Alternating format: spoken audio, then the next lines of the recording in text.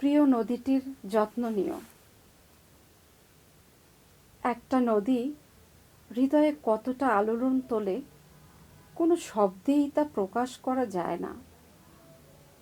সময়ের গভীরতম জালে বন্দি যে জীবন, সেই কেবল তার ছিঁড়ে যাবার ব্যথা অনুভব করে। বোঝাতে চাই না তাই কিছুই, শুধু অনুরোধ রেখে যাই। যারা আমার নদীকে চেনো, যারা এখনো তার জলে স্নান করো, দুবেলা নিয়ম করে মন ভেজাও, তারা নদীটির যত্ন নিও।